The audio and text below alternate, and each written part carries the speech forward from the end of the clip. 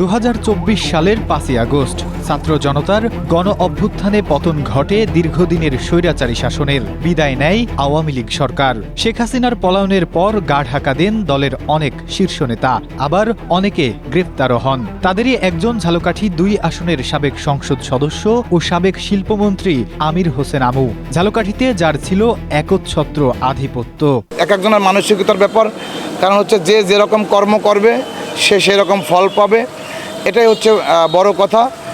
ক্ষমতার অপব্যবহার এগুলো আসলে সাময়িক সময়ের জন্য। সরকার পতনের দিনই বিক্ষুব্ধ জনতার রোষানলে ভেঙে চুরমার হয়ে যায় ঝালকাঠি শহরের রোনালসে সড়কে অবস্থিত আমুর সেই বিলাসবহুল রাজপ্রাসাদটি।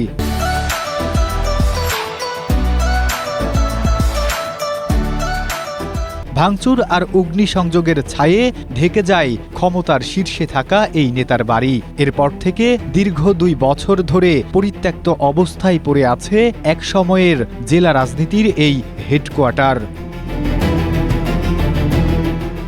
ভবনটির ভেতরে বাইরে এখন জমে আছে ময়লা আবর্জনার স্তূপ, যা থেকে ছড়াচ্ছে তীব্র দুর্গন্ধ। শুধু তাই নয়, রাতের আধারে পরিত্যক্ত এই ভবনটি রূপ নেয় মাদকসেবী আর অসামাজিক কার্যকলাপের নিরাপদ অভয়ারণ্যে। ক্ষমতার অপব্যবহার এগুলো আসলে সাময়িক সময়ের জন্য, তবে মানুষের ভালোবাসাটা সবচেয়ে বেশি এবং বিবেক সামাজিকতা মানুষের নিজের মধ্যে। আসলে দেখছে আমার পিছনে এই যে সাবেক এমপি এবং সাবেক মন্ত্রী যে আমির হোসেন আমু, ওনার বাড়িটা আমার পিছনে আছে। আসলে এখানে দেখেন, যখন তারা আসলে ক্ষমতায় ছিল এই আওয়ামী লীগের 17 বছর যেটাকে বলে সবাই, এবার দেখবেন এইখানে আমরা দেখছি যখন আমরা এখানে হেঁটে যেতে পারতাম না, যখন তো ঝালকাঠিতে আসতো তখন তাদের দলীয় লোকজন এবং প্রশাসন রমরমার পরিবেশ, একটা উৎসবমুখর পরিবেশ থাকতো আসলে। তার এখন দেখেন বর্তমানে পিছনে দেখা যাচ্ছে এখানে বর্তমানে বাড়িটা হয়ে গেছে এখন ওদের ভুতুরে পরিবেশের মতন। এখানে মাদক শিবির আড্ডা দেয় এখানে। চলতি বছরের মে মাসে রাতের আধারে ভবনের সামনের অংশ টিন দিয়ে ঢেকে দেওয়া হলেও পরে বৈষম্য বিরোধী শিক্ষার্থীরা তা অপসারণ করে ব্যানার টাঙিয়ে দেন, যেখানে লেখা ছিল আমাকে ব্যবহার করুন, পৌরবাসীর ময়লা ফেলার স্থান। এরপর থেকেই মূলত বাসভবনটি রূপ নিয়েছে শহরের খোলা ময়লার ভাগাড়ে। ঝালকাঠিতেও যদি আমরা দেখতে পেতাম যে উনি যদি ঝালকাঠি এবং আপামার জনসাধারণের জন্য উন্নয়ন সার্বিক বিষয়গুলো যদি বিবেচনা করতেন, তাহলে হয়তো আজকের চিত্রটা ভিন্ন হতে পারত।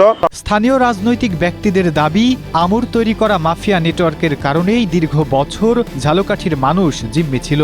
তবে এই ধ্বংসস্তূপটি যেন এখন নতুন কোনো অপরাধের কেন্দ্র হয়ে না ওঠে, সে বিষয়ে জরুরি পদক্ষেপ নেওয়ার তাগিদ তাদের। সেই 5 আগস্ট উত্তেজিত জনতা তার বাড়ি ভাঙচুর করেছে, তাদের যে ক্ষোভের বহিঃপ্রকাশ করেছে।